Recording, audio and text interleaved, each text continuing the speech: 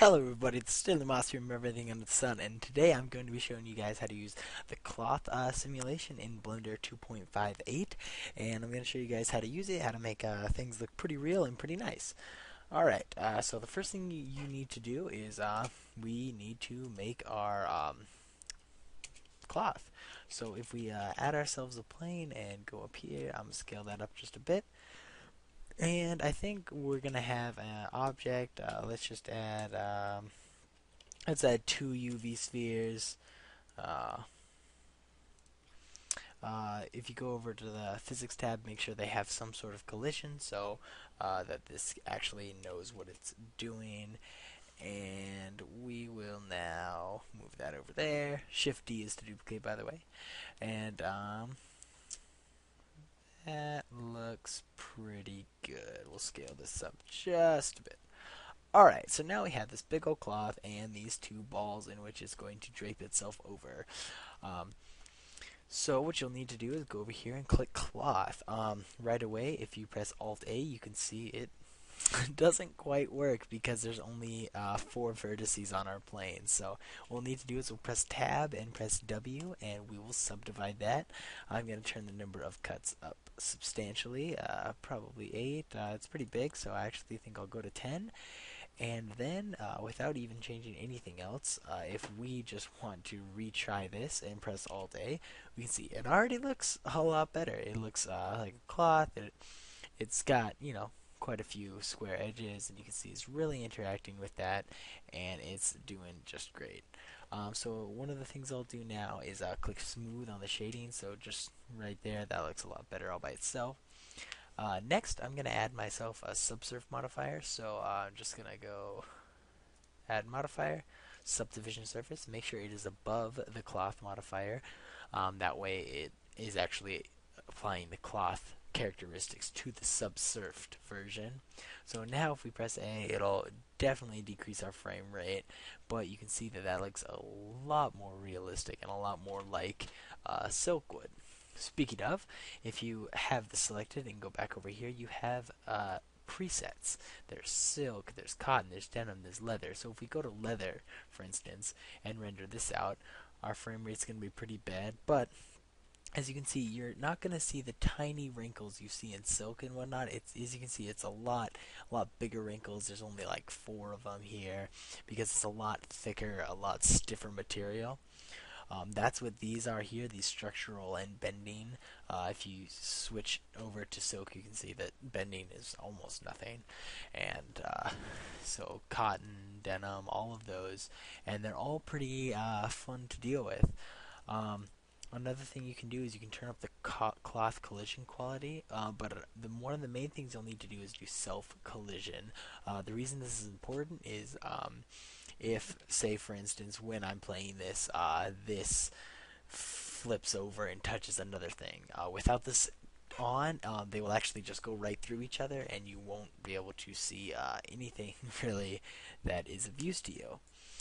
So that's always important to have. Another thing you can do is add a material to make it kind of stand out, so you can at least see the difference. You might actually want to go invest in a material from Blender Material Repository. It's got tons of free materials and a nice cloth material I'm sure you could find really easily and would definitely help out a lot. Alright, so we have our cloth now, but another thing that we can do is I'm actually going to turn down the subdivision modifier on this for now. Just see if it's running a little faster. Alright. So, I'll have that at 1. Alright, but another thing we can do is add wind. Wind is really cool, and that's how lots of cloths are affected. So what we'll do is we'll, instead of pressing spacebar, we'll press Shift A to add, and we'll go down to Force Field and click Wind. By default, you'll just see these little rings, and if you go over to the Physics tab here, you can turn the strength way up. The noise, this noise is on a scale of 0 to 10, and that is the amount of wind. So say you wanted a fan. A fan would have zero noise. It would just be wind going in one direction, whereas real life wind would be going in and out and pulsing and a lot more realistic that way. So if we hit Alt A here, that goes straight up. The strength's a little too high, so let's turn that down to something like 20. And that even is too high. So wow, we'll turn this way down to 5 and see how that works. As you can definitely see, it bowed out right at the beginning there, and then kind of did nothing after that. So I'm gonna go with a nice 10. As you can see, it's doing its nice job of bowing, and you can see it's still kind of poofing up the whole time. Another thing that you can do is what they call pinning. So we have our object and we press tab, we'll see all these different vertices. So in real life, you aren't just going to have floating cloths all the time. It's going to be hung up. It'll either be drapes hung up on the wall or, something like that. So if you select both of these vertices here by pressing shift, select both of them, and if you enable pinning, you'll need to put them in a group. So if you go over here to your vertex groups and hit add, just call this pins, I guess we can say, and make sure you have your two vertexes assigned, or select it and click assign. Next, if you go back to pinning and go to pins, and then hit animate, you'll see that those do not move. They are stationary, and they will just flap in the wind, essentially. I turned up the speed of the wind just so you guys could see how these pins work. I'm going to turn down the wind just a bit for this. Restart the animation here. And as you can see, it stays there, it drapes over everything really nicely. And yeah, it's pretty nice. So that's basically all you guys need to know about the cloud simulation.